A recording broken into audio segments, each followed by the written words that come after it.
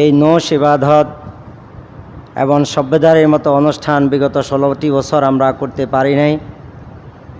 যাদের ত্যাগের বিনিময়ে, যাদের কোরবানির বিনিময়ে আজকের এই পরিবেশ আমরা পেয়েছি, আমরা আল্লাহ রাব্বুল আলামিনের কাছে তাদের শাহাদাতের সর্বোচ্চ মর্যাদা কামনা করছি। পাশাপাশি যারা আহত হয়েছেন, পঙ্গুত্ব বরণ করেছেন, চোখ হারিয়েছেন, হাত হারিয়েছেন, পা হারিয়েছেন, অঙ্গ প্রত্যঙ্গ হারিয়ে আজকে কঠিন দিনাতিপাত করছেন, আমরা আজকে শ্রদ্ধার সাথে আমাদের সেই পঙ্গুত্ব বরণকারী শহীদদেরকে স্মরণ করছি।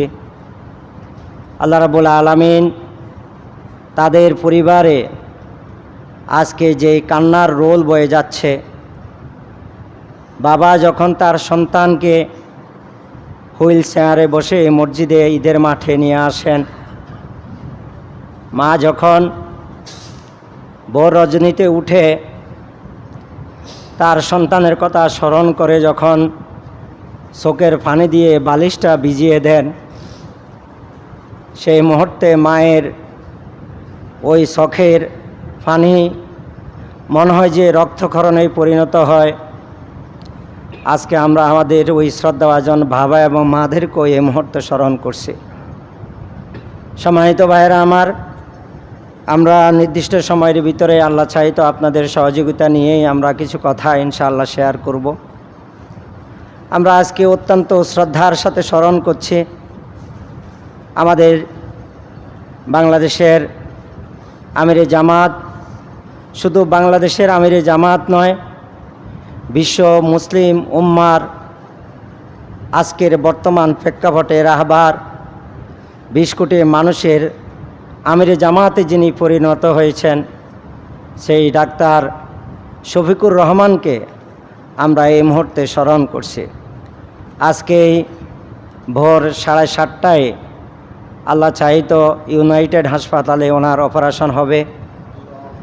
আমরা আমাদের আমিরে জামাতের জন্যে আল্লাহর কাছে দোয়া কামনা করি, জাতির এই ক্রান্তি লগ্নে আমাদের শ্রদ্ধাভাজন আমিরে জামাতকে আল্লাহ রাব্বুল আলামিন সুস্থতার নেয়ামত দিয়ে যাতে করে এই জাতির খেদমত করার সুযোগ আল্লাহ রাব্বুল আলামিন করে দেন, আল্লাহর কাছে আমরা সেই তৌফিক কামনা করছি। আমাদের আমিরে জামাত আমাদের আবেগের জায়গা।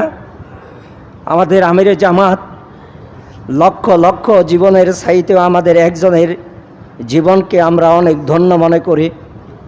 আমরা আমাদের বর্তমান প্রেক্ষাপটের আলোকে আমাদের সকল জনশক্তিদের জীবন বিসর্জন দিয়ে হলো দেশের এই ক্রান্তি লগ্নে আমাদের আমিরে জামাতের জীবন প্রয়োজন আছে না নাই?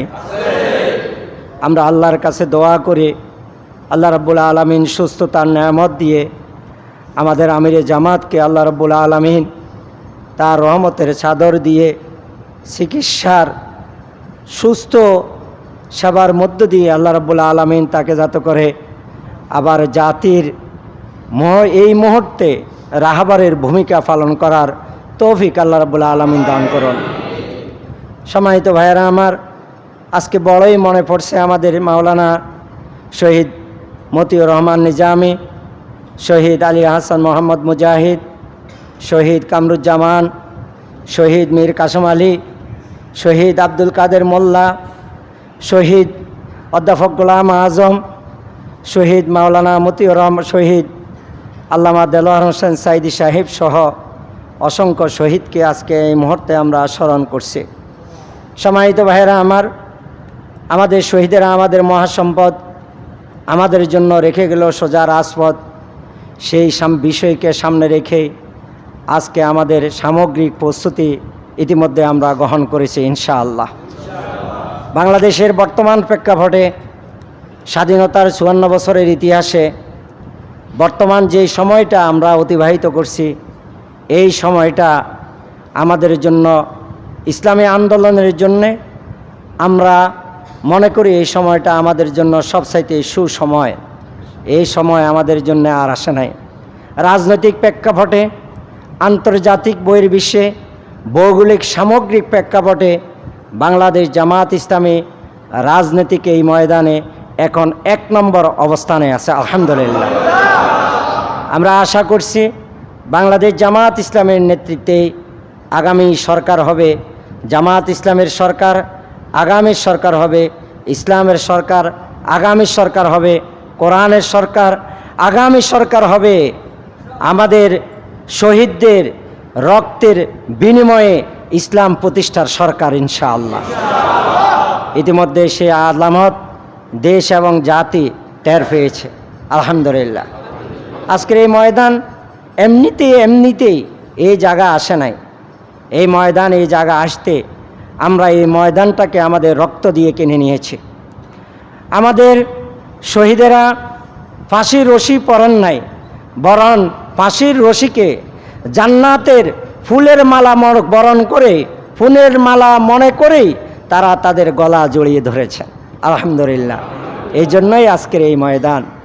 মাওলানা শহীদ মতিউর রহমান নিজামীকে যখন কারারক্ষী এসে বলল যে স্যার কিছুক্ষণ পরেই তো আমরা আপনাকে ফাঁসির মঞ্চে নিয়ে যাব, আপনি ফাঁসির জন্য প্রস্তুতি গ্রহণ করুন, শহীদ মাওলানা মতিউর রহমান নিজামী তখন বললেন যে আলহামদুলিল্লাহ, এই মাহেন্দ্রক্ষণ সময়ের জন্যই তো আমি অপেক্ষা করছি, আমি তো এই সময় শোনার জন্যই তো আমি ওত পেতে বসে আছি।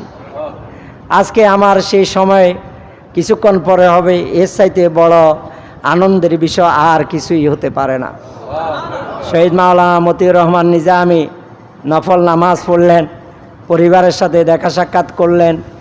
এরপরে কারা কর্তৃপক্ষ এসে ওনাকে ধরে যখন ফাঁসির মঞ্চের দিকে নিয়ে যাবেন, তখন তিনি বললেন, ভাই তোমাদের দোহাই দিয়ে বলছি, তোমরা আমাকে ধরে নিয়ে যেতে হবে না ফাঁসির মঞ্চে, আমি তো অপরাধী ছিলাম না, তোমরা তো জোর করে আমাকে অপরাধী বানিয়েছ। আজকে যদি তোমরা দুই পাশে আমাকে ধরে যদি ফাঁসির রশি দিয়ে নিয়ে যাও, তাহলে জাতি বলবে আমি অপরাধী, আমি অপরাধ করেছি। বলল যে স্যার এটা তো আমাদের কারারক্ষীর বিধান, আমরা আপনাকে ধরে নিতে হবে।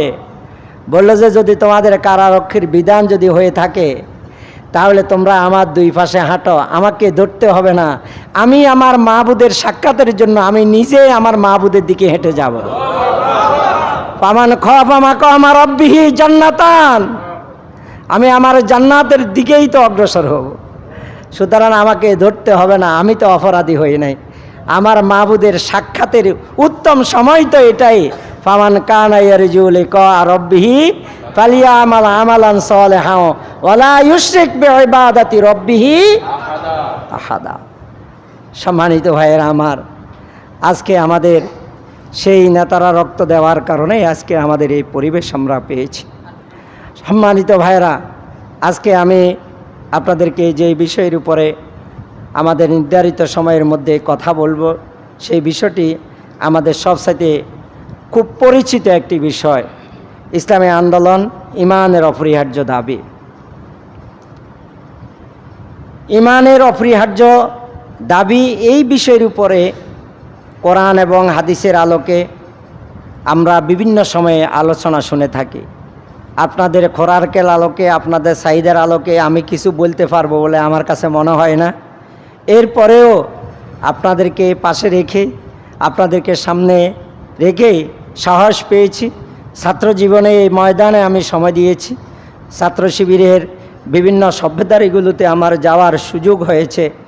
আনাসে কানাসে মসজিদগুলোতে হাসানাত ভাই, জাকির ভাই সহ ওনাদের হাত ধরে ধরে এই রাজগঞ্জ ইউনিয়নের প্রত্যেকটা মসজিদের যাওয়ার আমার সুযোগ হয়েছে। সেই সুবাদে সাহস করে আপনাদের সামনে আমি দাঁড়িয়েছি।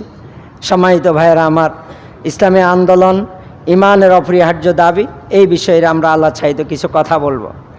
আমরা ইসলাম প্রথমত একটু জানি।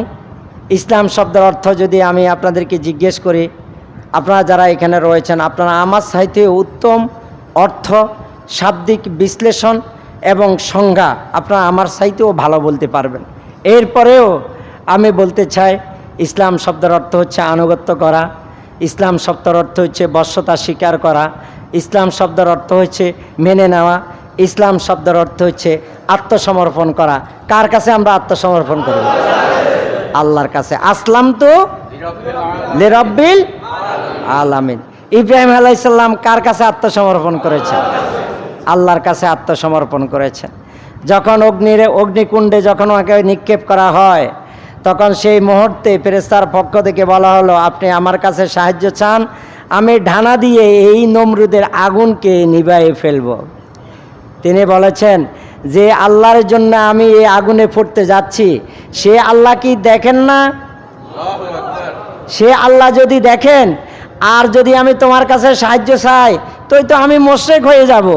সুতরাং যে আল্লাহর জন্য এই আগুনে পড়তেছি, সে আল্লাহ যদি আমাকে দেখে থাকেন, তাহলে সে আল্লাহ এই আগুন থেকে আমাকে হেফাজত করবে। আয়াত আমাদের সকলের জানা আছে নাই? কুলনা ইয়া নারু কুনি বারদান ওয়া সালামান আলা ইব্রাহিম। ইব্রাহিম সেই দিন কি আপনার বিজয় হয়েছে না নমরুদ বিজয় হয়েছে? ইব্রাহিম বিজয় হয়েছে। তা আমরা ইব্রাহিমের উত্তরসূরি কিনা? সুতরাং ইব্রাহিম আলাইহিস সালাম যদি যে আল্লাহকে ডেকে যদি তিনি বিজয়ী হতে পারেন, আমরা কি বিজয়ী হতে পারবো না? আমরাও বিজয়ী হতে পারবো। মূসা আলাইহিস সালাম কাকে ডেকেছিলেন বিপদের মুহূর্তে? আল্লাহকে ডেকেছেন। আল্লাহকে ডাকার পরে মূসা আলাইহিস সালামকে আল্লাহ রাব্বুল আলামিন সাহায্য করেছেন কি করার নাই? মূসা আলাইহিস সালামের সঙ্গী সাথীরা বলেছিল, অকালা আসহাবু মূসা ইন্না লামুদরাকুন, ক্বালা কাল্লা ইন্না মাইয়া রব্বি সাইয়াহদিন। সঙ্গী সাথীরা বলেছিল, মূসা ফেরাউনের সৈন্য সামন্ত নিয়ে তো আমাদেরকে ধাওয়া করার জন্য, আমাদেরকে পাকড়াও করার জন্য আসতেছে, ইন্না লামুদরাকুন, অচিরেই আমরা ধরা পড়ে যাচ্ছি। মূসা আলাইহিস সালাম বললেন, ক্বালা কাল্লা ইন্না মাইয়া রব্বি সাইয়াহদিন, আমাদের প্রভু আছেন, তিনি আমাদেরকে পথ দেখাবেন। পথ দেখাবেন কে আমাদেরকে? আল্লাহ। আবু বকর রাদিয়াল্লাহু তাআলা আনহু বিশ্বনবী হযরত মুহাম্মদ মুস্তাফা সাল্লাল্লাহু আলাইহি ওয়াসাল্লাম যখন মক্কা থেকে মদিনায় হিজরত করার উদ্দেশ্যে রওনা দিলেন, প্রতিমধ্যেই যখন আবু বকর রাদিয়াল্লাহু তাআলা আনহু শত্রুর একেবারে পা দেখলেন, সুরাকার পা দেখলেন, সেই মুহূর্তে বললেন, ইয়া রাসূলুল্লাহ, শত্রুর পা তো দেখা যাচ্ছে, আমরা কি করব? সেই মুহূর্তে বিশ্বনবী হযরত মুহাম্মদ সাল্লাল্লাহু আলাইহি ওয়াসাল্লাম বলেছেন, লা তাহজান ইন্নাল্লাহা মা'ানা, আল্লাহ আমাদের সাথে আছেন না নাই? আছেন। সুতরাং আমাদেরকে আল্লাহ সাথে যেহেতু আছেন, দুনিয়ার ভয় ভীতি এগুলো আমাদেরকে কোনো প্রকারেই আন্দোলনের ময়দা থেকে সিকুই পরিমাণ, বিন্দু পরিমাণ আমাদেরকে পিছনে ফেলে রাখতে পারবে না, পারবে না, পারবে না। আমরা শুধুমাত্র এক আল্লাহর জন্যেই এই পৃথিবীতে এসেছি। আমাদের জন্ম একবার, আমাদের মৃত্যু কয়বার? একবার। সুতরাং মৃত্যুকে যে এড়িয়ে চলে, মৃত্যু তারে টানে, মৃত্যুকে যে বুক পাতে লয়, বাঁচতেই সেই জানে। আমরা বাঁচার জন্য এসে নাই, আমরা লড়াই এবং সংগ্রাম করেই আমরা হয়তোবা শহীদ হব, আর নতুবা আমরা গাজী হয়ে সালাউদ্দিন আইয়ুবের মতো বিজয়ের বেশে ইসলামের পতাকাকে আমরা উড্ডীন করব। আমরা সেই বিজয়ের জাতি ইনশাআল্লাহ। আজকে আমাদের শিক্ষাঙ্গন থেকে দুইটি শব্দ আমাদের কোমলমতি শিশুদের অন্তর থেকে মুছে ফেলা হচ্ছে। সেই দুইটি শব্দের মধ্যে একটি শব্দ হলো শহীদ, আরেকটা শব্দ হচ্ছে গাজী। আজকে আমাদের শহীদ এবং গাজী, আমাদের সন্তানদেরকে এই শহীদ এবং গাজীর সংজ্ঞা আমাদেরকে জানাতে হবে। আমরা বীরের জাতি, আমরা বীরের জাতি, আমরা কাপুরুষের জাতি নয়। শিয়ালের মতো হাজার বছর বেঁচে না থেকে সিংহের মতো বেঁচে থাকো একদিন, ওপারে ডাকে সাড়া দিয়েও আমার তুমি রবে চিরদিন। সে জাতির মুখে চাই চুপ করে রয় পরাধীন, বুকা থাক তবু নয় পরবার রইবে সদা কোনটাবিহীন। প্রয়োজনে দিব প্রাণ তবু ধরে রাখো মান, তবে ওপারে আসবে সুদিন, সিংহের মতো বেঁচে থাকো একদিন। কাপুরুষ হয়ে যদি থাকবে বেছে, হবে সমাজে তুমি অভিশপ্ত। সদা সরসে পুল দেখবে চোখে, হবে তুমি সদা অনুতপ্ত। জীবন বিলিয়ে দাও, মানবতার মুক্তি চাও, হারিয়ে গিয়েও তুমি হবে না বিলীন। সিংহের মতো বেঁচে থাকো একদিন। পারবো তো ইনশাআল্লাহ? রাজগঞ্জের এই ময়দান ইসলামী আন্দোলনের ময়দান হবে ইনশাআল্লাহ। আগামীর ময়দান জামাত ইসলামের ময়দান। পারবেন তো ইনশাআল্লাহ? একটি ইউনিয়নে বিপ্লবের জন্য এর চাইতে বড় জনশক্তির প্রয়োজন আছে বলে আমি ব্যক্তিগতভাবে মনে করি না। আমরা এক একজন যদি আবু বকর হয়ে যেতে পারি, আমরা যদি এক একজন ওমর হয়ে যেতে পারি, আমরা যদি এক একজন ওসমান হয়ে যেতে পারি, আমরা যদি এক একজন আলী হয়ে যেতে পারি, আমরা যদি এক একজন খালেদ বিন ওয়ালিদ হয়ে যেতে পারি, আমরা যদি এক একজন জাফর ইবনে আবু তালেব হয়ে যেতে পারি, আমরা যদি এক একজন সালাউদ্দিন আইয়ুব হয়ে যেতে পারি, তাহলে এই রাজগঞ্জ ইসলামের ময়দানে কথা হবে কি হবে না? ইনশাআল্লাহ সেই ময়দানে রাজসাক্ষী আমরা হব। পারবো তো ইনশাআল্লাহ? সম্মানিত ভাইয়েরা আমার, এই জন্য ইসলাম আমরা আসলাম তুলে রব্বিল আলামিন, কার প্রতি আমরা আত্মসমর্পণ করেছি? আল্লাহর প্রতি আত্মসমর্পণ করেছি। ইসলামের একটি চমৎকার সংজ্ঞা রয়েছে, ইন্নাদ-দীনা ইনদাল্লাহিল ইসলাম। ইসলাম আল্লাহর পক্ষ থেকে মনোনীত একটি জীবন ব্যবস্থা। এই জীবন ব্যবস্থা সাথে সম্পৃক্ত থেকে দুনিয়ার জীবনের ইতি ঘটাতে চাই আমরা ইনশাআল্লাহ। আমরা নিবু নিবু করে জ্বললেই এই সমাজ আলোকিত হবে না, আমাদেরকে জ্বলতে হবে পূর্ণিমার চাঁদের মতো ইনশাআল্লাহ। আমরা যদি মুন্ড পূর্ণিমার চাঁদের মতো যদি বাতি হয়ে জ্বলতে পারি, এই সমাজ আলো পাবে কি পাবে না? পাবে। সুতরাং পূর্ণিমার চাঁদের আলো হয়ে এই সমাজে আমরা আলো ছড়িয়ে দিতে চাই। সম্মানিত ভাইয়েরা আমার, এই জন্য আলিয়াউমা আকমালতু লাকুম দীনাকুম ওয়া আতমামতু আলাইকুম নি'মাতি ওয়া রাদিতু লাকুমুল ইসলাম দীনা। আয়াতগুলো আপনারা ভালো পারেন। এই আয়াতটা বিশ্বনবী কোন জায়গা বলেছেন? বিদায় হজের ভাষণে। ইসলাম আল্লাহর পক্ষ থেকে মনোনীত যেমনিভাবে জীবন ব্যবস্থা, তেমনিভাবে আল্লাহর পক্ষ থেকে মানব জাতির জন্য এটা সবচেয়ে বড় শ্রেষ্ঠ নেয়ামত। সুতরাং এই নেয়ামত পাওয়ার পরে এই নেয়ামত থেকে দূরে সরে যাওয়ার কোনো সুযোগ আছে? এই জন্য একটি শব্দ আমরা উচ্চারণ করব, সেই শব্দ আল্লাহ রাব্বুল আলামিন আমাদেরকে শিখিয়ে দিয়েছেন, রব্বানা লা তুজিগ কুলুবানা বাদা ইয হাদাইতানা ওয়া হাব লানা মিন লাদুনকা রাহমা ইন্নাকা আনতাল ওয়াহ্হাব।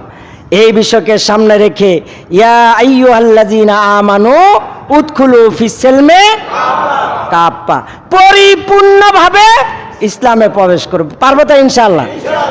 এখন দুর্বল অবস্থা যদি ইসলামে কাজ করি, আমি আমার ব্যক্তিগত জীবনের সব কাজ শেষ করে এরপরে যদি পারি, তারপরে আমার কর্মী বৈঠক, এরপরে যদি পারি তারপরে আমার গ্রুপ দাওয়াতি কাজ, এরপরে যদি পারি তারপরে আমার তারবিয়াতি কাজ, এটা হলে ইসলাম প্রতিষ্ঠিত হবে?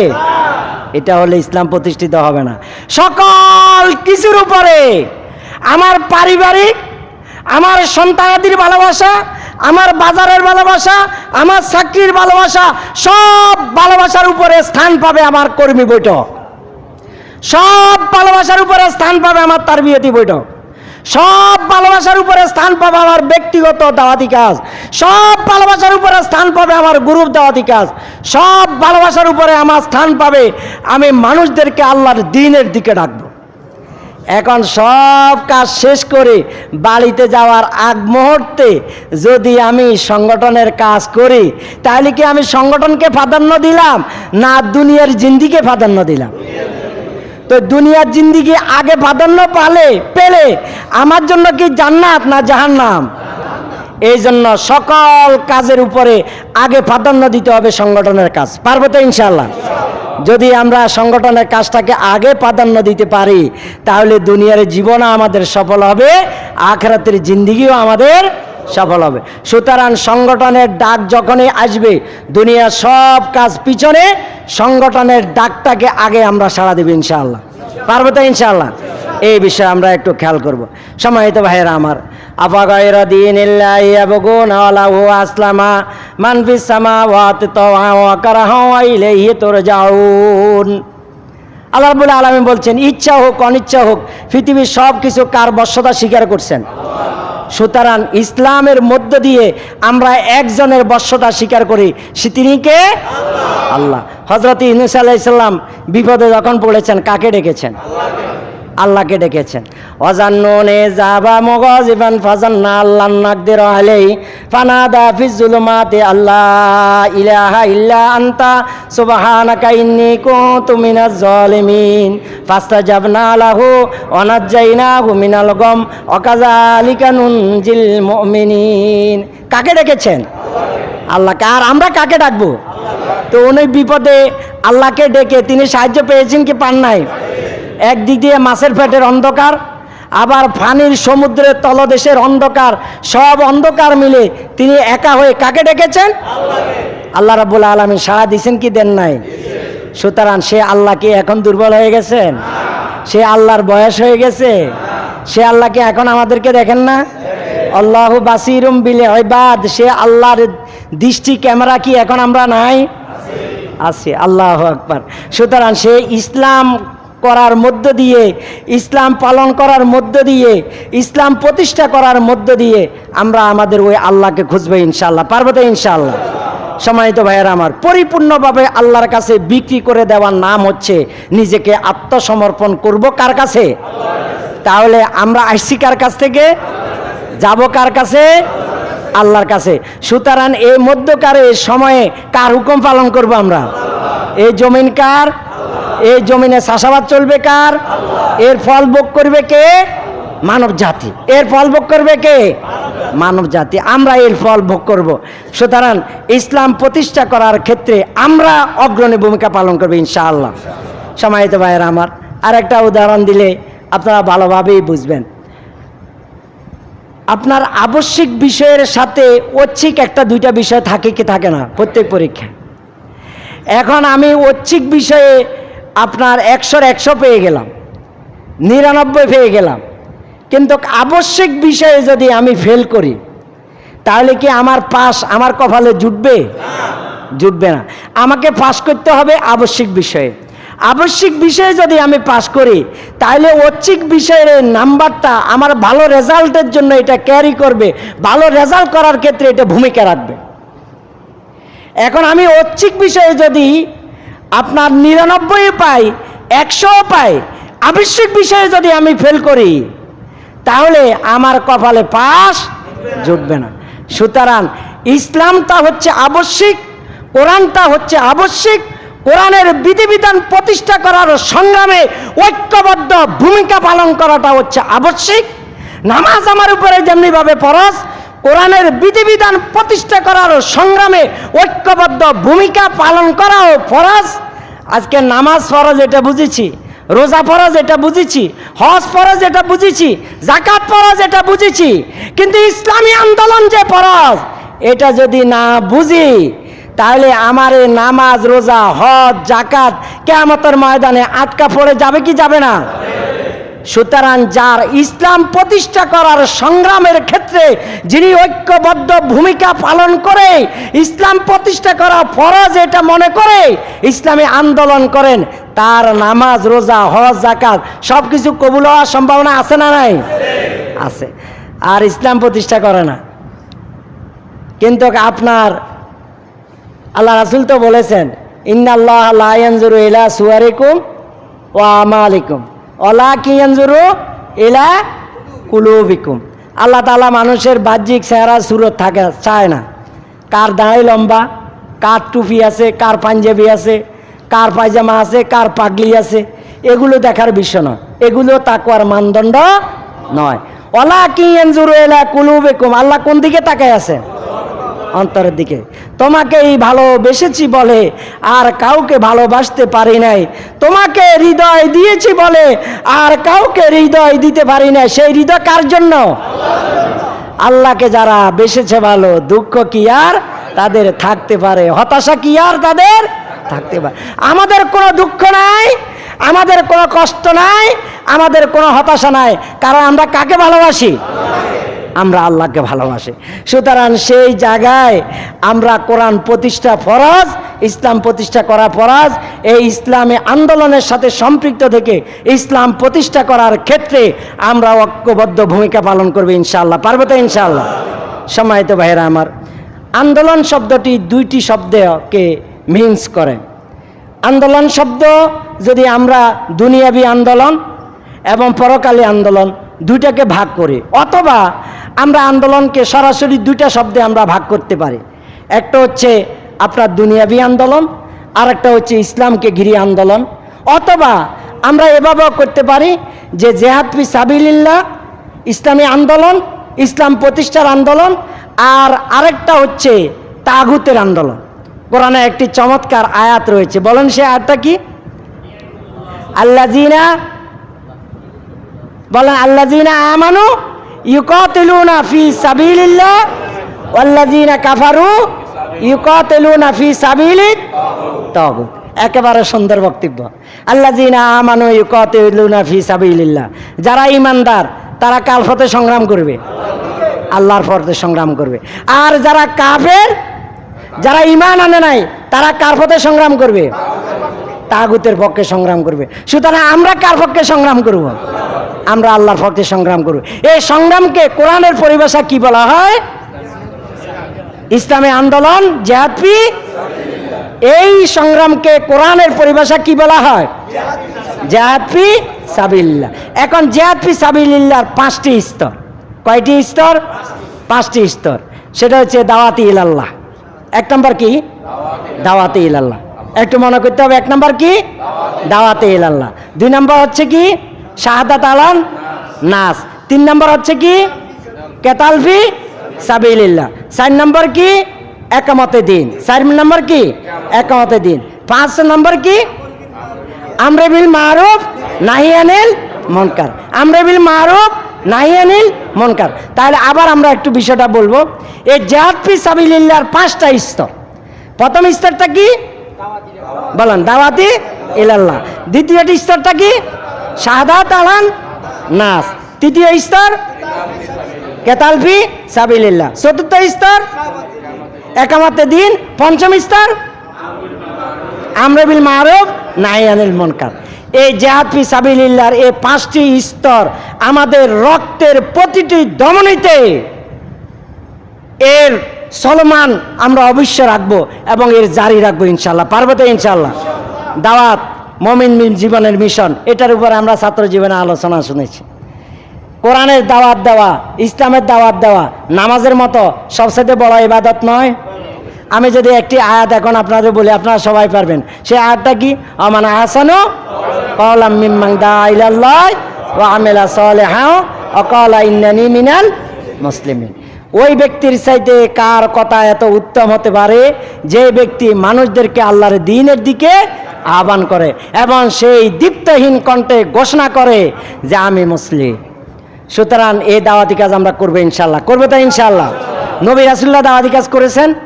তাইফের ময়দানে বিশ্বনবী দাওয়াতি কাজ করতে গেছেন কি যান নাই? তিনি কি রক্ত ঝরাইছেন? রক্ত জড়িয়েছেন। রক্ত তাইফের ময়দানে জড়িয়েছেন না? আচ্ছা, কথা প্রসঙ্গে আরেকটা কথা আপনাদেরকে বলতে চাই। বিশ্বনবীর রক্তের দাম বেশি না আমাদের রক্তের দাম বেশি? বিশ্বনবীর রক্তের দাম বেশি। আচ্ছা, একটু ধরে নেন আদম আলাইহিস সালাম থেকে শুরু করে আজ পর্যন্ত এবং অনাগত ভবিষ্যতে কিয়ামত সংগঠিত হওয়ার পূর্ব মুহূর্ত পর্যন্ত পৃথিবীতে যত মানব গোষ্ঠী আসবে, আদমের সন্তান আসবে, সকল আদমের সন্তানের রক্তপিণ্ডকে যদি একসাথ করা হয় তাহলে কয়েক কোটি মহাসমুদ্র রক্তের বন্যা ধারণ করবে। আমি আপনাদের বিবেকের কাছে প্রশ্ন রাখতে চাই, বিশ্বনবীর 1 কাতরা রক্তের দাম বেশি না কয়েক কোটি মহাসমুদ্র রক্তের দাম বেশি? তো বিশ্বনবীর 1 কাতরা রক্তের দাম যদি বেশি হয়ে থাকে, তো বিশ্বনবী যদি তাইফের ময়দানে রক্ত দিতে পারেন, ওদের ময়দানে যদি দান্দান মোবারক শহীদ হতে পারেন, আর নিজের জীবদশা তিনি যদি যুদ্ধের নেতৃত্ব দিতে পারেন, তাহলে আমি এত আলালের ঘরের দুলাল কেন? আমার জেল আসে না, আমার জুলুম আসে না, আমাকে বকাবকি করে না, আমাকে এরপরে আপনার ভয়ভীতি দেখায় না, আমি এত আল্লাহর ঘরের দুলাল কেন? আমার কেন বিরোধিতা করে না? আমি রাজপথে কেন যাই না? সুতরাং বুঝতে হবে, আমার বিরোধিতা যদি না আসে আমি এখনো মুমিন হতে পারি নাই। আমার যদি জেল জুলুম নির্যাতন মামলা হামলা উলিয়ে যদি না আসে তাহলে বোঝা যাবে এখনো আমি ইসলামের ছাত্র হতে পারি নাই, পরীক্ষা হলে প্রবেশ করার যোগ্যতা এখনো অর্জন করতে পারি নাই। আমার অ্যাডমিট এখনো আমার হাতে আসে। অ্যাডমিট যখন আসবে বোঝা যাবে, যদি আমার অ্যাডমিট যদি আসে তখন আমি বুঝতে পারবো এখন ইসলামের পরীক্ষার হলে প্রবেশ করার যোগ্যতা আমি অর্জন করেছি। যদি আমার জেল আসে, যদি আমার জুলুম আসে, যদি আমার উপরে নির্যাতন আসে, যদি আমার উপরে মামলা আসে, যদি আমার উপরে হুলিয়া আসে, আর যদি এগুলো কিছু না আসে তাহলে বোঝা গেছে আমার দাওয়াত যেভাবে দেওয়া দরকার এভাবে এখনো দিতে আমি পারি না। সুতরাং এগুলো দাওয়াত দেওয়ার মধ্য দিয়ে আমি আমার ইমানের পরিচয় তুলে ধরবে ইনশাআল্লাহ। এরপরে শাহাদাত আলান নাস, অতাকুনু শুহাদা আলান নাস, মানুষদের সাক্ষী হয়েছেন কি হন নাই আমাদের নবী রাসূলেরা। এরপরে আমাদের শহীদেরা এভাবে আন্দোলনের কথা বলতে গিয়ে শাহাদাতের নজরানা তিনারা পেশ করছেন কি করেন নাই? করেছেন। আমাদের শহীদ মীর কাসেম আলী ভাই শাহাদাতের পূর্ব মুহূর্তে পরিবারের পক্ষ থেকে খাবার এসেছে, সবাই মিলে এখন খাবার খাবে। তিনি খাবারটা না খেয়ে কারারক্ষী যারা ছিল তাদের কাছে খাবারগুলোকে বিতরণ করে দিয়েছে। বিতরণ করে দেওয়ার পরে পরিবারের সদস্যরা বললেন যে বাবা আপনার জন্য খাবার এনেছে, আপনি খাবেন, শেষ খাবার খাবো। আপনি খাবারটা বিতরণ করে দিয়ে দিলেন, বিষয়টা বুঝলাম না। বলে যে বাবা আমি খাবার তো এখানে খাবো না, আমি তো জান্নাতের খাবার খাবো, আমি তো জান্নাতের খাবার খাবো, আমি আর দুনিয়ার খাবার এখন খাবো না। শাহাদাত আলান নাস তিনারা রেখে গিয়েছেন। শহীদের আমাদের মহাসম্পদ, আমাদের জন্য রেখে গেল সদা রাজপথ। আমরা আমাদের জায়গা সেই শাহাদাতের পথ অনুসরণ করে আমরা সামনের দিকে অগ্রসর হব ইনশাআল্লাহ। একটি অপ্রিয় সত্য হলো সে কথাটাকে বলে দিতে চাই, শাহাদাতের তামান্না যেই অন্তরে নাই, যেই মুমিনের অন্তরে শাহাদাতের তামান্না নেই ওই মুমিনের অন্তর নেফাকে পরিপূর্ণ। শাহাদাতের তামান্না রাখতে হবে কি হবে না? শাহাদাতের তামান্না নিয়েই সামনের দিকে আমরা অগ্রসর হব, পারবো তো ইনশাআল্লাহ। হযরত জাফর বিন আবু তালেব যখন শাহাদাত বরণ করেছেন, শাহাদাত বরণ করার পরে আল্লাহ রাসূলের সাহাবীরা জিজ্ঞাসা করলেন যে ইয়া রাসূলুল্লাহ, জাফর বিন আবু তালেব তিনি যে শাহাদাত বরণ করেছেন এখন ওনার কি অবস্থা আপনি জানেন? আল্লাহ রাসূল তখন বললেন, চোখের পানি ছেড়ে দিয়ে বললেন, রাআইতু জাফরা ইয়াতিরু ফিল জান্নাতে মাল মালাইকা। রাআইতু জাফরা, আমি জাফরকে দেখছি ইয়াতিরু ফিল জান্নাতে, জান্নাতের পাখি হয়ে, ইয়াতিরু ফিল জান্নাতে, জান্নাতের পাখি হয়ে আল্লাহর জান্নাতে সে ঘুরছে। সম্মানিত ভাইয়েরা আমার, আমরা বিশ্বাস করি আমাদের নেতৃবৃন্দ এভাবে শহীদের পেয়ালা পান করার কারণে আজকে জান্নাতের ফাঁকি হয়ে ওনারা ঘুরছেন ইনশাআল্লাহ। সুতরাং শাহাদাত আমাদের তামান্না, শাহাদাতের তামান্না নিয়েই আমরা আমাদের আন্দোলনকে সামনের দিকে এগিয়ে নিয়ে যাব ইনশাআল্লাহ।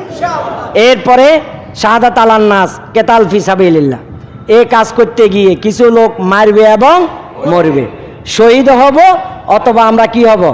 গাজী হব। সুতরাং এই কাজ থেকে আমাদের কেউ পিছনে ফেরাতে পারবে না। আমরা এই কাজ করবে তো ইনশাআল্লাহ, কেতাল পিছনে একামতে দ্বীনের এই কাজ আমরা করব। আকিমুদ্দিন ফালা তাতাফাররাকু ফি, একামতে দ্বীনের এই কাজ করব আমরা ইনশাআল্লাহ, পারবো তো ইনশাআল্লাহ। এরপরে আমরা আমর বিল মারুফ নাহি আনিল মুনকার, সৎ কাজের আদেশ এবং অসৎ কাজের নিষেধ, এই কাজটুকু করা আমাদের উপরে ফরজ না নফল? নিঃসন্দেহে ফরজ। সুতরাং যেখানে অন্যায়, যেখানে অপরাধ, যেখানেই আপনার মিথ্যা, সেখানেই আমরা প্রতিবাদ করবো ইনশাআল্লাহ, পারবো তো ইনশাআল্লাহ। সুতরাং আমর বিল মারুফ এবং নাহি আনিল মুনকারের এই কাজটা আমরা করব। সম্মানিত ভাইয়েরা আমার, এরপরে জিহাদ ফি সাবিলিল্লাহ কোরআনের কয়েকটি মৌলিক পরিভাষার মধ্যে একটি মৌলিক পরিভাষা জিহাদ ফি সাবিলিল্লাহ ইসলামী আন্দোলন। আমরা যদি জানি জিহাদ একটা সত্য বিধান, জিহাদ কি বিধান? সত্য বিধান। কোরআনের বক্তব্য কি? ওয়াজাহিদু ফিল্লাহি হাক্কা জিহাদি, তোমরা জেহাদ করো, হক আদায় করে জেহাদ করো। এটা এই বিধানটা কার পক্ষ থেকে এসেছে? আল্লাহর পক্ষ থেকে এসেছে। সুতরাং এই বিধানের ক্ষেত্রে ইনঅ্যাক্টিভ থাকার কোনো সুযোগ আছে? এই বিধান প্রতিষ্ঠা করার ক্ষেত্রে, জিহাদ ফি সাবিলিল্লাহ এই কাজ করার ক্ষেত্রে যদি কেউ দুর্বলতা প্রদর্শন করে, অলসতা প্রদর্শন করে, আল্লাহর কাছে এর জন্য জবাবদিহি করতে হবে কি হবে না? হবে। হযরত জুলাইবিব রাদিয়াল্লাহু তাআলা আনহু তিনি যখন শাহাদাত বরণ করেছেন, আবু বকর রাদিয়াল্লাহু তাআলা আনহু, ওমর রাদিয়াল্লাহু তাআলা আনহু, ওসমান রাদিয়াল্লাহু তাআলা আনহু সবাই ওনার লাশকে কেন্দ্র করে কান্নাকাটি করতেছেন। আল্লাহ রাসূল সাল্লাল্লাহু আলাইহি সাল্লাম বললেন, তোমরা কেন কান্নাকাটি করতেছ? তোমরা কি জানো না হযরত জুলাইবিব শাহাদাতের মধ্য দিয়ে যে মর্যাদা পান করেছে, এর চাইতে তো বড় মর্যাদা তো আর কিছুই হতে পারে না। আল্লাহ রাসূল বলেন, আলাইকুম বিল জিহাদি ফি সাবিলিল্লাহ ফাইন্নাহু বাবুন মিন আবওয়াবুল জান্নাহ ইউজিহিবুল্লাহু বিল গাম্মা ওয়াল হাম্মা।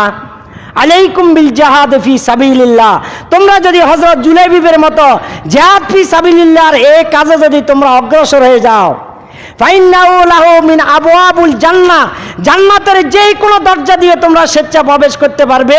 ইউজিবুল্লাহু বিল গাম্মা ওয়াল হাম্মা, তোমাদের কোনো টেনশন, পেরেশানি এবং দুশ্চিন্তা তোমাদের থাকবে না। সুতরাং জিহাদ ফি সাবিলিল্লাহর এই কাজ সত্য বিধান, এবং এই জিহাদ ফি সাবিলিল্লাহর এই কাজের মধ্য দিয়ে আমরা আমাদের সময়গুলিকে অতিবাহিত করবো ইনশাআল্লাহ। পারবো তো ইনশাআল্লাহ? ঈমান পরীক্ষার জন্য জিহাদ হচ্ছে চূড়ান্ত মাপকাঠি। আমি যদি ঈমানের পরীক্ষা পাস করতে হয়, তাহলে জিহাদের ময়দানে আমাকে যেতে হবে কি হবে না? আমাকে জিহাদের ময়দানে যেতে হবে। জিহাদের ময়দানে গেলেই আমার ঈমানের পরীক্ষা হয়ে যাবে, আমার ঈমানে। সুতরাং এতে প্রমাণিত হলো জিহাদের এই ময়দান ঈমান পরীক্ষার একমাত্র মাপকাঠি। জিহাদের এই ময়দান ঈমান পরীক্ষার একমাত্র মাপকাঠি। আপনার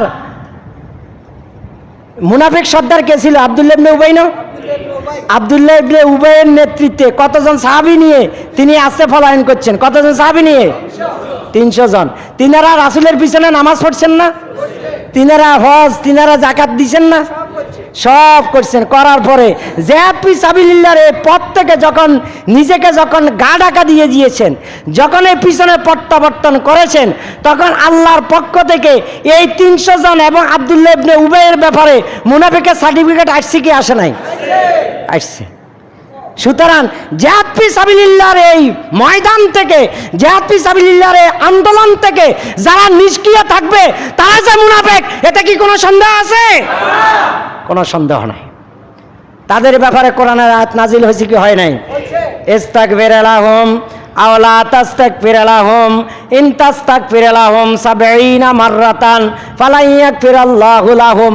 একবার নয়, হে রাসূল, আপনি যদি 70 বার ক্ষমা চান, 70 মাররাতান, যদি 70 বার ক্ষমা চান, ফালা ইয়াগফিরাল্লাহু লাহুম, আমি আল্লাহ তাআলা তাদেরকে কি করব না? ক্ষমা করে দেব না। সুতরাং যারা ঈমান নিজেকে দাবি করে, ঈমানদার দাবি করে, জিহাদ ফি সাবিলিল্লাহর এই কাজ যদি তিনি না করেন, হক আদায় করে, তাহলে তিনি মুনাফিক হওয়ার সম্ভাবনা আছে না নাই? ইসলাম প্রতিষ্ঠা করার কাজে যদি তিনি অগ্রগতি না করেন, একামতে দ্বীনের এই কাজ যদি তিনি না করেন, তাহলে মুনাফিক হওয়ার সম্ভাবনা আছে না নাই? এটা আল্লাহ রাসূল বলে দিচ্ছেন, বিশ্বনবী বলে দিচ্ছেন, আল্লাহর কোরআন বলে দিচ্ছেন। সম্মানিত ভাইয়েরা আমার, এরপরে ঈমানদার ব্যক্তি বাতিল ও কাফির শাসন ব্যবস্থা কখনোই সন্তুষ্ট থাকতে পারে। বর্তমান শাসন ব্যবস্থা কি কোরআনের শাসন ব্যবস্থা? এখানে কি ইসলাম প্রতিষ্ঠা আছে? এখানে কি কোরআনের বিধিবিধান প্রতিষ্ঠা আছে? আমাদের সমাজ কি কোরআনের আলোকে চলে? আমাদের ইউনিয়ন পরিষদ কি কোরআনের আলোকে চলে? আমাদের সংসদ কি কোরআনের আলোকে চলে? তো আপনি নামাজ পড়েন, আপনি রোজা রাখেন, আপনি হজ করেন, আপনি যাকাত দেন, আপনি সবটাই করেন, কিন্তু কোরআনের আলোকে আমার পরিবার চলে না, সমাজ চলে না, রাষ্ট্র চলে না, সংসদ চলে না।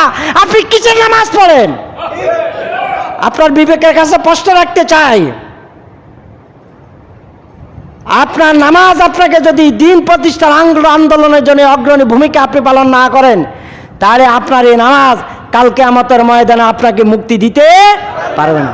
আমাদের সমাজে একটা বদ রসম আছে, মসজিদ কোরআনের আলোকে চলো, বিবাহ শাদীটা কোরআনের আলোকে চলুক, কোরআন খতম হোক, সুবহানাল্লাহ, আলহামদুলিল্লাহ, আল্লাহু আকবার, লা ইলাহা ইল্লাল্লাহ এগুলো ঠিক মতো জারি থাকুক, কিন্তু আমার পরিবারটা কোরআনের আলোকে চলুক, আমার সমাজটা কোরআনের আলোকে চলুক, আমার রাষ্ট্রটা কোরআনের আলোকে চলুক। যারা এটা চায় না তারা কি পরিপূর্ণ ঈমানদার? তারা কখনো পরিপূর্ণ ঈমানদার হতে পারে না। সুতরাং আমরা যারা 5 ওয়াক্ত নামাজ আল্লাহর কুদরতি পায়ে সেজদা দিই, তারাই আমরা বাইরে ইসলাম প্রতিষ্ঠার কাজে আমরা অগ্রণী ভূমিকা পালন করবো ইনশাআল্লাহ, ইনশাআল্লাহ।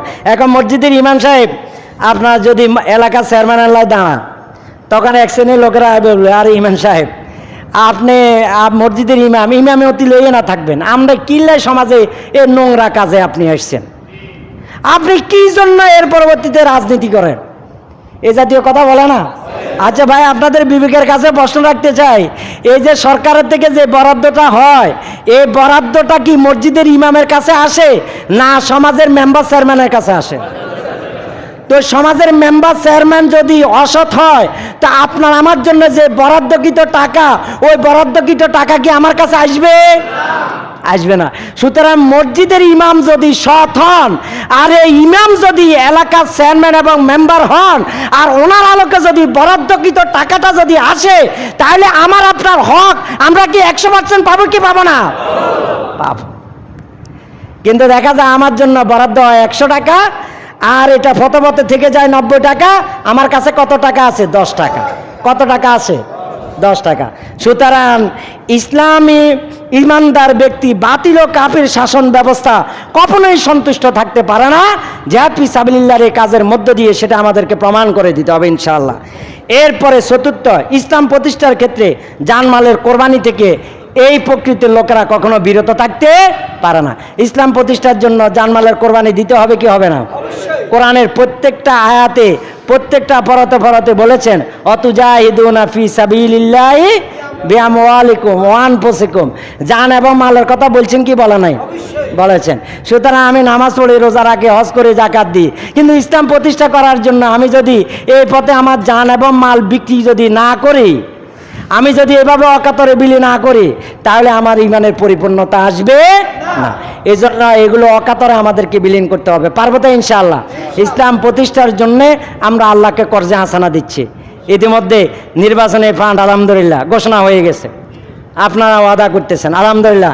আমরা আমাদের জনশক্তিদেরকে সহশাখা ওয়াদা করেছি আলহামদুলিল্লাহ। অতীতের যে কোনো সময়ের তুলনা আমাদের জনশক্তিরা নিজেদের জান এবং মাল কোরবানি করার জন্য এখন প্রস্তুত আছে না নাই? আছে। আমরা আমাদের জীবনকে যেমনিভাবে ভালোবাসি, তেমনিভাবে এই জীবনটাকে কার জন্য আমরা উৎসর্গ করে দেব? আল্লাহর জন্য আমরা উৎসর্গ করে দিয়ে, এবং আমাদের জান এবং আমাদের মাল সবটুকু কার জন্য দেব? আমরা আল্লাহর জন্য। ইউকরিজুল্লাহ করজান হাসানা, কর্জা হাসানা দিব কার জন্য? আল্লাহর জন্য। আমাইয়ুকাশুহা নাফসিহি ফাউলাইকা হুমুল মুফলিহুন, সকল সংকীর্ণতার ঊর্ধ্বে উঠে যদি আমরা দান করি, তাহলে আল্লাহ রাব্বুল আলামিন আমাদেরকে বলছেন তোমরা সফল কাম হয়ে যাবে। সুতরাং আমরা সফল হতে চাই, নিজের জান এবং মালকে আল্লাহ রাস্তায় কোরবানি করে। পারবো তো ইনশাআল্লাহ? সম্মানিত ভাইয়েরা আমার, এরপরে মহান আল্লাহ তাআলার নিকট গ্রহণযোগ্য একমাত্র জীবন বিধান হচ্ছে ইসলাম। এই বিষয়ে আমরা আর সেদিকে যাব না। ইসলাম ছাড়া অন্য কোনো আদর্শ আমাদের কাছে আর গ্রহণযোগ্য হতে পারে না। ইসলাম পুরোপুরি অনুসরণ আমরা করব। কোরআনের একটি বক্তব্য রয়েছে, আফাতু মিনুনা বিবাদিল কিতাব অতাকফুরুনা বিবাদ ফামা জাসাউ মাইয়া ফালু যালিকা মিনকুম ইল্লা খিজুম ফিল হায়াতিদ দুনিয়া ওয়া ইয়াউমাল কিয়ামাতি ইরদ্দুনা ইলা আশাদ্দিল আযাব। ইসলামী আন্দোলনের বিরোধিতা প্রকৃত অর্থে আল্লাহর বিরোধিতার নামান্তর। ইসলামী আন্দোলনের যারা বিরোধিতা করে, ফকারান্তরে কারা কার বিরোধিতা করে? আল্লাহর বিরোধিতা করে। মুফতি আমির হামজা একটা চমৎকার কথা বলেছেন, জানেন আপনারা? তিনি বলছেন, আওয়ামী দুঃশাসনের সময়ে যে ইমানদার মসজিদের মিম্বারে দাঁড়িয়ে যখন জেল জুলুম নির্যাতন মামলা হামলার হুলিয়ার বিরুদ্ধে শক্ত অবস্থান নিত, শক্ত কথা বলতো, তখন এক শ্রেণীর লোকেরা আমাদেরকে বলতেন, হুজুর খুব সাহসী, হুজুর হক কথা বলছে। আর যখন এখন আমরা ওই কথাগুলো যখন বলি, চাঁদাবাজির বিরুদ্ধে কথা বলি, আমরা দুঃশাসনের বিরুদ্ধে কথা বলি, আমরা যখন দুর্নীতির বিরুদ্ধে কথা বলি, আমরা যখন ইসলামী রাজনীতির পক্ষে কথা বলি, তখন সেই সমস্ত লোকেরা এখন আমাদেরকে কি বলে? এখন আমাদেরকে কি বলে? রাজাকার বলে। এখন আমাদেরকে বলে মসজিদে কি জন্য রাজনীতি নিয়ে এসেছেন, এই জাতীয় কথা বলে কি বলে না? আরে ভাই, কেন চাঁদাবাজি করো? তোমাদের জন্য আমাদের আফসোস হয়। তোমরা তোমাদের আখেরটাকে ধ্বংস করে দিচ্ছ, আখেরটাকে ধ্বংস করে দিচ্ছ। চাঁদাবাজি না করে ভিক্ষার থাল নিয়ে রাস্তার মোড়ে মোড়ে বসো, এর চাইতে 1000 গুণ এটা ভালো হবে, এর চাইতে 1000 গুণ এটা ভালো। কেন চাঁদাবাজি করো? সম্মানিত ভাইয়েরা আমার, ইসলামের বিজয় মহান আল্লাহ পাকের এখতিয়ারাধীন। আমরা চেষ্টা করে যাব। বিজয় কার হাতে? বিজয় কার হাতে? আল্লাহর হাতে। আমরা আমাদের আমৃত্য ইসলাম বিজয়ের জন্য আমরা চেষ্টা করে যাবে। ইসলামী আন্দোলন আমরা কেন করব? ইসলামী আন্দোলন আমরা করব কালেমার দাবি পূরণের জন্য। আমরা কালেমার দাবি পূরণের জন্য আমরা ইসলামী আন্দোলনে এসেছি। কালেমা কি? লা ইলাহা ইল্লাল্লাহু মুহাম্মাদুর রাসূলুল্লাহ। এই কালেমার দাবি পূরণের জন্যই আমরা এই আন্দোলনে এসেছি। সাইয়্যিদ কুতুবকে যখন ফাঁসির পূর্ব মুহূর্তে কালেমা পড়ায়, ইমাম সাহেব তিনি কি জিজ্ঞাসা করছেন, ইমাম সাহেব আপনি কি জন্য আসছেন? বললো যে আপনাকে কালেমা পড়ানোর জন্য আসছি, বলছে না? তখন তিনি বললেন, তুমি আমাকে কালেমা পড়ে সরকার থেকে ভাতা নিবা, তুমি সম্মানী নিবা, আর আমি কালেমার দাওয়াত দেওয়ার কারণে, কালেমার ফেরিওয়ালা হওয়ার কারণে আমাকে ফাঁসি রশিদে ঝুলতে হচ্ছে। সুতরাং তোমার কালেমার দাম বেশি না আমার কালেমার দাম বেশি? এবার তুমি চিন্তা করে দেখো। আমাদের এই কালেমার দাবি পূরণের জন্যে আমরা আমাদের এই আন্দোলন যখন করেছি, আমাদের গঠনতন্ত্রে যখন আল্লাহর আইন এবং আল্লাহর সার্বভৌমত্বের কথা যখন আমরা প্রতিষ্ঠা করার কথা যখন বলেছি, তখন আমাদের নিবন্ধন কেড়ে নিছি কি নেন নাই? আমাদের নিবন্ধন কেড়ে নিয়েছেন। তারা সহ্য করতে পারে নাই, আমরা মেনে নিতে পারে নাই। সকল ক্ষমতার উৎস আল্লাহ না জনগণ? যারা বলবে সকল ক্ষমতার উৎস, তারা কি ইমানদারের কাতারে থাকতে পারে? ইমানদারের কাতারে তারা থাকতে পারে না। আমরা এই কথা মানি নাই। সকল ফকত ক্ষমতার উৎস আল্লাহ। যখন এই কথা আমরা ঘোষণা দিয়েছি, তখন আমাদের নিবন্ধন কেড়ে নেওয়া হয়েছে কি হয় নাই? আলহামদুলিল্লাহ, শহীদের রক্তের বিনিময়ে সে নিবন্ধন আমরা ফিরে পেয়েছি। পাইছি কি পাই নাই? সেই প্রতীক আমরা পেয়েছি কি পাই নাই? পেয়েছি। এটা কার মেহেরবানি? আল্লাহর মেহেরবানি। পরীক্ষা পাস করবো আমরা। ওয়ালা নাবলুওয়ান্নাকুম বিশাইইম মিনাল খাউফি ওয়াল জুই ওয়া নাকসিম মিনাল আমওয়াল। পরীক্ষা হবে কি হবে না? সুতরাং এই পরীক্ষা পাস করার জন্যেই আমরা এই আন্দোলনের সাথে সম্পৃক্ত আছি। আসিবান নাস আইয়াতরাকু আইয়াকুলু আমান্না ওয়া হুম লা ইফতানুন। তোমরা কি ধারণা করেছো তোমাদেরকে এমনি ছেড়ে দেওয়া হবে? তোমাদেরকে ওহম লা ইফতানুন, তোমাদের কি পরীক্ষা করা হবে না? আল্লাহ কি আমাদেরকে পরীক্ষা করবেন না? আল্লাহ আমাদের পরীক্ষা করবেন। সুতরাং সেই পরীক্ষা পাস করার জন্য আমরা প্রস্তুত তো ইনশাআল্লাহ। ইনশাআল্লাহ। ফালা ইয়ালামান্নাল্লাহুল্লাযিনা সাদাকু ওয়া ইয়ালামান্নাল কাযিবিন। কারা ঈমানদার, কারা মুনাফিক, কারা সত্যবাদী, কারা মিথ্যাবাদী, এই বিষয়ে নিশ্চিত হতে চান কে? আল্লাহ। ওয়া ইয়ালামান্নাল্লাহুল্লাযিনা আমানু ওয়া ইয়ালামান্নাল মুনাফিকিন। কারা ঈমানদার, কারা মুনাফিক পরীক্ষা করতে চান কে? আল্লাহ তাআলা। আল্লাহ তাআলা পরীক্ষা করতে চান। আমা হাসিবতুম আন তাদখুলুল জান্নাতা ওয়া লাম্মা ইয়ালামিল্লাহুল্লাযিনা জাহাদু মিনকুম ওয়া ইয়ালামাস সাবিরিন। বান্দা, তোমরা কি ধারণা করছো তোমরা হাসতে হাসতে বেহেশত চলে যাবে? বেহেশত কি এতই সোজা? আমি কি তোমাদেরকে পরীক্ষা করব না? তাহলে আল্লাহ আমাদেরকে দুনিয়াতে কি জন্য পাঠিয়েছেন? পরীক্ষার জন্য পাঠিয়েছেন। সুতরাং সেই পরীক্ষা আমরা পাস করবে ইনশাআল্লাহ। বিগত 16 বছর অনেকে আমরা বাড়িতে ঘুমাইতে পারি নাই। পেরেছি? আমরা পারি নাই। কিন্তু আলহামদুলিল্লাহ আন্দোলন কি আমরা ছেড়ে দিয়েছি? আন্দোলন আমরা ছেড়ে দেই নাই। যারা এখানে আমাদেরকে ঘুমে থাকতে দেন নাই, আমাদের সন্তানদের কাছে থাকতে দেন নাই, তারা আজকে থাকতে পারে না। এটা সব কাল লীলা খেলা। আগে পুলিশ আমাদেরকে ধরার জন্য আমাদের দিকে ওত পেতে বসে আসতেন, আর এখন থানার ওসিরা বলেন আমির সাহেব কোথায়? ওরা তো ওখান থেকে বাইরে হয় কিনা আমাদেরকে একটু খবর দেন, কোথায় কে আছে, দ্রুত আমাদেরকে খবর দেন, তাদেরকে ধরে আনিয়ে তাদের লাগাম ছিঁড়ে ফেলবো। এটা কার মেহেরবানি? অতিলকাল আইয়ামে নুদাবিলুহা বাইনান নাস। যারা ভারতীয় রাজাকার তারা কোথায় গেছেন? ভারতে। বাংলাদেশে এখন রাজাকার মুক্ত বাংলাদেশ। এখন আর বাংলাদেশে কোনো রাজাকার নাই। যারা ভারতীয় রাজাকার ছিল তারা ভারতে চলে গিয়েছে। আমরা বাংলাদেশে জন্মগ্রহণ করেছি, বাংলাদেশের নাগরিক, বাংলাদেশে আছি, বাংলাদেশেই আমরা মীর কাসেম আলী ভাইকে বলছেন আপনি আসিয়েন না, তিনি বলছেন জন্মগ্রহণ করছে বাংলাদেশে, মৃত্যু যদি হয় বাংলাদেশেই হব, বাইরে আমি থাকবো। সুতরাং আমাদেরকে ভয় দেখে লাভ কি? ইনশাআল্লাহ। সুতরাং আমরা পরীক্ষা পাশ করে, এই পরীক্ষা আমরা পাশ করবো ইনশাআল্লাহ। কঠিন আযাব থেকে আমরা বাঁচার জন্য, তুনজিকুম মিন আযাবিন আলিম, এই আন্দোলনে এসেছি জাহান্নামের কঠিন আযাব থেকে বাঁচার জন্য। আমরা জাহান্নামের কঠিন আযাব থেকে বাঁচার জন্য যেহেতু এই আন্দোলনে এসেছি, সুতরাং এই আন্দোলনে চড়াই উতরাই যা কিছু আসবে সব কিছু আমরা হাসি মুখে বরণ করে নেব ইনশাআল্লাহ। এরপর আমরা ক্ষমা পাওয়ার জন্য এসেছি। ইয়াগফির লাকুম যুনুবাকুম ওয়া ইদখিলকুম জান্নাতিন তাজরি মিন তাহতিহাল আনহার। এরপর আমরা মুমিনের বৈশিষ্ট্য অর্জনের জন্য এই জায়গায় এসেছি, এই আন্দোলনে এসেছি। আতাইবুনাল আবিদুনাল হামিদুনা সাইহুনার রাকিউনা সাজিদুনাল আমিরুনা বিল মারুফে ওয়া নাহুনা আনিল মুনকার। এরপরে আমরা এসেছি শয়তানের নেতৃত্ব খতম করার জন্য আমরা এসেছি। তাগুতের নেতৃত্বকে খতম করে এই সমাজে আমরা আল্লাহর দ্বীনকে প্রতিষ্ঠা করার জন্য এখানে এসেছি। সুতরাং আমাদের এই সংগ্রাম চলছে, আমাদের এই সংগ্রাম চলবে ইনশাআল্লাহ। আল্লাহ তাআলার সাহায্য পাওয়ার জন্য আমরা এখানে এসেছি। আমরা সাহায্য পাবো তো ইনশাআল্লাহ। আমাদের আমির জামাত জাতীয় মহাসমাবেশে তিনি বক্তব্য দিতে গিয়ে পড়ে গেছেন কি জান নাই? আবার তিনি দাঁড়িয়েছেন কিনা? দাঁড়িয়েছেন। আবার দাঁড়ানো অবস্থা থেকে আবার বসে পড়েছেন কিনা? বসে পড়েছেন। এরপরেও তিনি কি মাইক ছেড়ে দিয়েছেন?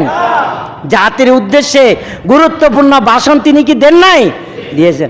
সুতরাং অসুস্থতা কাকে বলে এটা ওনার থেকে শিখতে হবে। এটা অসুস্থতা কাকে, ওনার থেকে শিখতে হবে। আমরা কর্মী বৈঠকে আসতে পারি নাই, আর সভাপতি ফোন দিয়েছে, ভাই আপনি আসেন না। ভাই আমি একটু অসুস্থ। অসুস্থ না, আপনার ঘুমের ভান করতেছেন, আপনার মধ্যে ঘুমের একটা লাই আছে। এখন এই অবস্থা আপনি বললেন ভাই আমি অসুস্থ। ঘুমের লাই কি অসুস্থতা? তো আপনি কবিরা গুনার কাজ করলেন কেন? এই কথা বলে প্রোগ্রামে না আসি করলেন এক কবিরা গুনাহ, আর মিথ্যার আশ্রয় নিয়ে করলেন আরেকটা কবিরা গুনাহ। এই জন্য এই জায়গা থেকে আমাদেরকে বেরিয়ে আসতে হবে। পারবো তো ইনশাআল্লাহ। এরপরে আনুগত্যের শপথ নিবে ইনশাআল্লাহ। আমরা যারা এখানে কর্মীরা রয়েছি আমরা আনুগত্যের শপথ নিব। পারবো তো ইনশাআল্লাহ। আল্লাহ রাসূল সাল্লাল্লাহু আলাইহি সাল্লাম বলছেন যে শপথ নিলে, সাহাবীরা জিজ্ঞেস করলেন ইয়া রাসূলুল্লাহ শপথ নিলে লাভ কি? তখন আল্লাহ রাসূল বললেন যিনি শপথ নেবেন আর শপথের উপরে প্রতিষ্ঠিত থাকবেন, শপথের দাবিগুলো যিনি পূরণ করবেন, এর বিনিময়ে আল্লাহ তাআলা তাকে জান্নাত দিবেন। এর বিনিময়ে তাকে কি দিবেন? জান্নাত দিবেন। সুতরাং আমরা জান্নাতে যেতে চাই তো ইনশাআল্লাহ। সুতরাং এই জান্নাতে যাওয়ার জন্যে আমরা রোকনিয়ত শপথ নেব ইনশাআল্লাহ। পারবো তো ইনশাআল্লাহ। আমরা রোকনিয়ত শপথটুকু নেওয়ার জন্য চেষ্টা করব। এরপরে আমরা শহীদের মর্যাদা লাভ করব। ইমানের দাবি পূরণের জন্য আমাদের কিছু করণীয় আছে, আমরা সময়ের কোরবানি করব। আজানের সময় হয়েছে না? আজান দিচ্ছেন না? আজান দেন, আজান দেন, আজান। আজানের সময় দিবেন না? আলহামদুলিল্লাহ সম্মানিত ভাইরা, আমরা আমাদের আলোচনা 2 মিনিটের ভিতরে ইনশাল্লাহ শেষ করব। আমরা সামগ্রিকভাবে যে কথাগুলো বলেছি, আমরা আমাদের ইমানের পরীক্ষা ইনশাল্লাহ আমরা পাশ করব। পাশ করবো তো ইনশাল্লাহ। এই জন্য যত ছড়াই উতরাই আসে সব কিছু আমরা হাসি মুখে বরণ করে নেব। আমরা আমাদের প্রয়োজনে, জামাত ইসলামীর প্রয়োজনে আমরা এই আন্দোলনে আসি নাই। আমরা আমাদের নিজেদের প্রয়োজনে আমরা এই আন্দোলনে এসেছি। এই আন্দোলনে আমরা আমাদের নিজেদের প্রয়োজনে এসেছি। জামাত ইসলামীর প্রয়োজনে এই আন্দোলন আমরা করি না। সুতরাং এই আন্দোলনে যেহেতু আমরা এসেছি, এই আন্দোলনের হক আদায় করেই এই আন্দোলনের দাবি আমরা পূরণ করব ইনশাআল্লাহ। এই জন্য আসুন, আমি সম্মানিত ভাইদেরকে আহ্বান করব যে আল্লাহ রাব্বুল আলামিন আমাদেরকে সৃষ্টি করেছেন, আল্লাহ রাব্বুল আলামিন আমাদেরকে রিজিক দিচ্ছেন। সেই আল্লাহ রাব্বুল আলামিনের রিজিক খেয়ে আমরা আমাদের এই দুনিয়ার জীবনে আমরা অতিবাহিত হচ্ছি। আমরা আমাদের হায়াতের বাকি সময় আল্লাহ রিজিক খেয়ে আমরা যাব। সুতরাং এই অবস্থা যতদিন জীবিত থাকি ততদিন এই আন্দোলনের ময়দানে আমরা সক্রিয় রাখবো। আল্লাহ রাব্বুল আলামিন আমাদেরকে তার দ্বীনের জন্য কবুল করুক, ইসলামের জন্য কবুল করুক। আমাদের আমিরের জামাতকে আল্লাহ রাব্বুল আলামিন সুস্থতার নেয়ামত দিয়ে ধন্য করুক। আমিন। আসসালামু আলাইকুম ওয়া রাহমাতুল্লাহি ওয়া বারাকাতুহু।